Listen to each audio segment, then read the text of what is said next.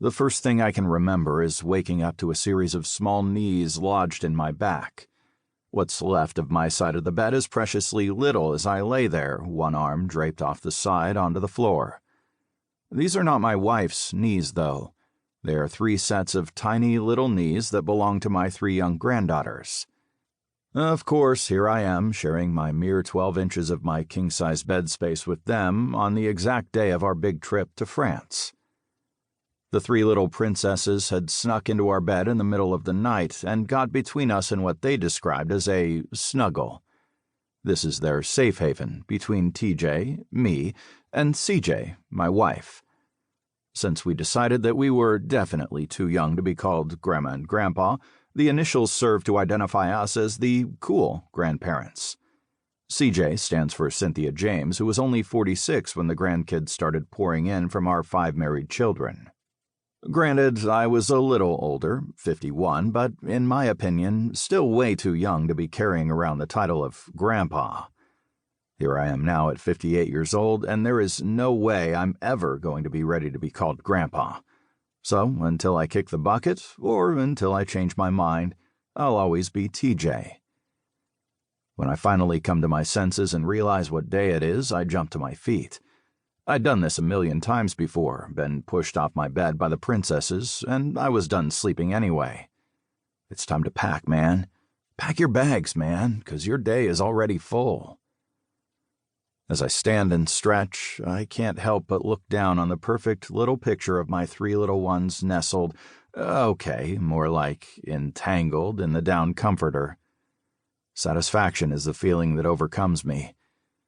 I also can't help but smile to myself as I snap a picture, and when I think about our really tight-knit family and how it would be pretty much impossible for CJ and I to go away on a trip without the entire troop gathering at our house and having a good time for our departure, doing the kissy-kissy thing and all that. Some think I'm crazy when I tell them that I secretly wish all my kids and their children still lived at home with us, all in the same house. I'm sorry, but I really feel empty every single time they have to head out the door. I'm one of those selfish parents, a lot like my grandfather, who raised 3 sets of kids all the way to the age of 101. I want all mine back under one roof.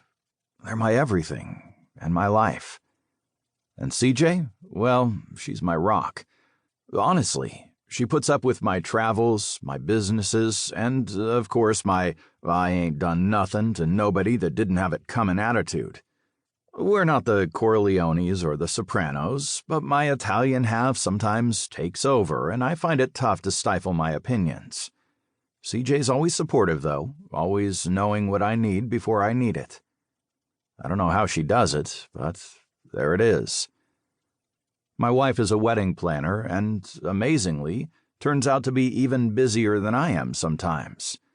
Since she does so much business in France, we have a home there as well.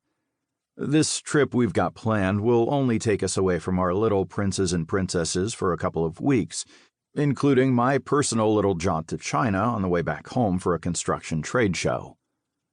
Our plan includes this getaway with her brother Brian and his wife Annie, who are helping us to celebrate our wedding anniversary on the last day of May. The 2 of them are fairly close in age to my wife and I, so we have a lot in common. The packing part of my routine has to start before the princess's wake. That's key if I want to get anything done, because once they're up and the pitter-patter of those little feet start through the house, I melt and become their slave. Well, almost. Of course, they'll all be looking for their favorite breakfast cereal, Frosted Flakes, which they refer to as TJ cereal because it's my favorite, and I always have plenty of boxes of it in the cupboard. But I really keep this tremendous stash of it, rotated by date, safe in my underground bunker under our home. Yes, you heard right, underground bunker. I'm one of those guys.